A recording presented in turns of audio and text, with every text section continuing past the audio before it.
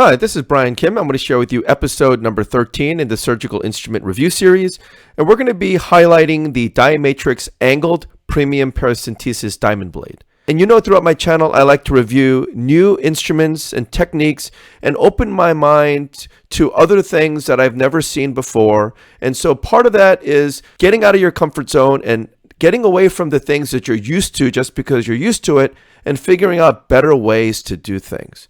And so one of the things that was a big challenge when I went to my practice, we've been using straight paracentesis blades. And with a straight paracentesis blade, it's worked very, very well over many, many years. But when you're doing cataract surgery, you're going to notice some challenges. I'm going to share this case real briefly just to illustrate my point. And so with a straight blade, with this patient who has a severe Bell's reflex, as well as quite a bit of retropulsion, as you try to control the eye just kind of pushes back. You can see here this patient has a severe Bell's reflex. I'm having trouble just holding the eye and controlling the eye, the patient's squeezing. And why do I bring this case up? Well, when you try to approach the eye with a straight blade and you can't get a flat approach, this can be a problem. Trouble controlling the eye, strong Bell's reflex, significant retropulsion. You see there's conjunctival as well. This patient is looking up, which is to the left, and so the Bell's reflex is working for me. No big deal, right? But this is where the problem lies. I'm trying to make my left paracentesis incision, and the patient refuses to roll the eye. And this is made even harder because I have a straight paracentesis blade. I'm trying to turn the eye. There's significant retropulsion. The eye just kind of pushes back. There's severe conjunctival chemosis. And look at this. I'm really pushing the eye down. It's not really rotating down. It's just moving backward. And so I'm working in a deeper hole. And it's harder to make a flat incision with my left side paracentesis blade. Why? Because this blade is straight. And so the purpose of bringing up this blade, this is an angled diamond blade through Diamatrix. And this is our premium blade. It's a 1 millimeter wide blade. It's truncated to 60 degrees, which means it's angled at 60 degrees. It has a total length of 6 millimeters, and it can be rehoned about 4 to 5 times. And I'm told that the sides of this blade are fully polished and have sharp sides. And so you can actually widen incisions with this blade. And because it's so long, you have a lot of flexibility as far as using this blade in a variety of situations. I like to use long blades when I do my corneal transplants as well. And you want a blade, in this case, it can cut all the way through, including the side edges. Again, it's 6 millimeters in length, 1 millimeter wide, and the minimum useful length is about 4 millimeters, and it's about 170 to 200 microns in thickness. So here's the blade. You can see I'm going to higher mag. And you know, when I first saw this blade, I thought it was rather intimidating because you see it's such a long blade. But again, it's pros and cons. The long blade gives you more real estate to be able to make and cut through your incision. And again, 4 to 5 hones with this blade. And you're going to see it works beautifully throughout this case.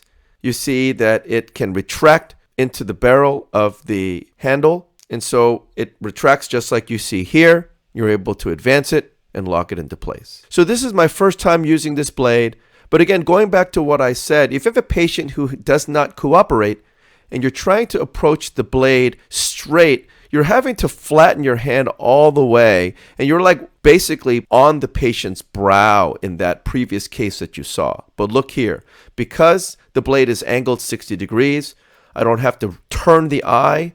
You saw with my previous cases when I have that straight blade, I have to really, really turn the eye when I make my incisions. But here, I don't have to do that, and it cuts all the way through. Beautiful cutting. I'm able to place that blade all the way into the eye. Again, when you cut, it cuts like butter. And because I made my incision flat to iris plane, I have a nice corneal shelf, and again, a well-sealing incision. So again, I'm using the cotton tip to control the eye, turning it just a little bit, and I'm able to get that nice flat approach, and I'm able to go in and go out. Again, nice rectangular incision. I like to make my incision longer than it is wide.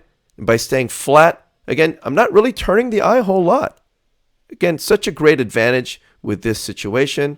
Better control. I don't have to torque the eye to get a nice flat approach. Again, because of the angled blade, I'm not abutting the patient's orbit. And so because I had a nice rectangular incision, longer than it is wide, nice self-sealing incision.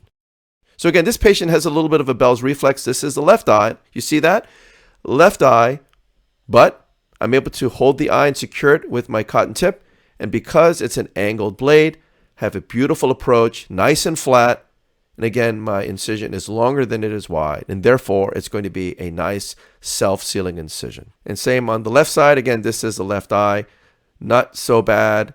Don't have much trouble making the incision here. And again, because the sides are also cutting sides, and a nice entry and withdrawal of the blade despite the strong Bell's reflex.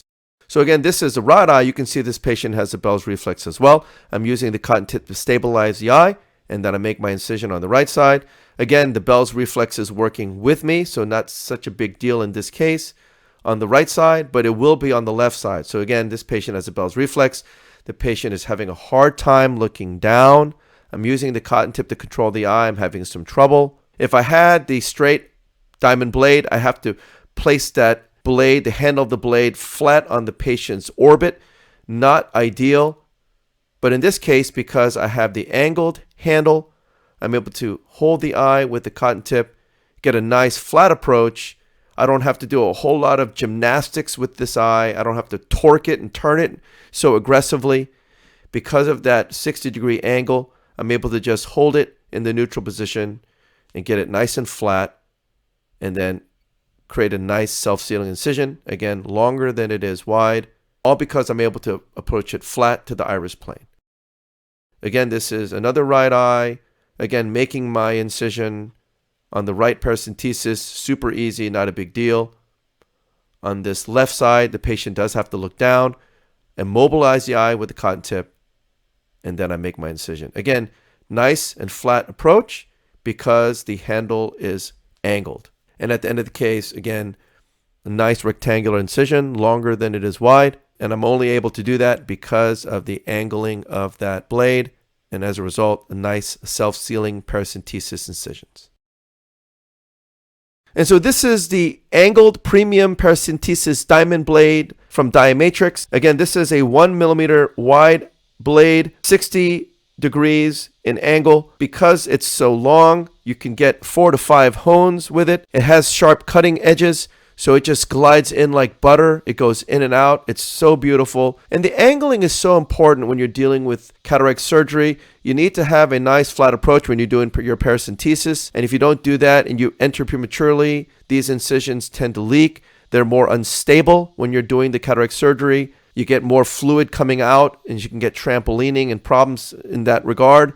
And so having a nice flat approach is very important, especially when you have a patient with a strong Bell's reflex, especially when you have significant retropulsion of a globe. So important because if you're dealing with an eye that's uncooperative, you need to be able to secure it, control it, immobilize it, and get a flat approach. And or if you have significant retropulsion, you're working in a hole deep down inside. And if you have a straight blade, it's so difficult to get a flat approach with your incision. But with an angle blade, this is so much easier to achieve. And so this is a 60-degree angled premium paracentesis diamond blade by Diamatrix. So I hope this was helpful to you, and I thank you for your attention.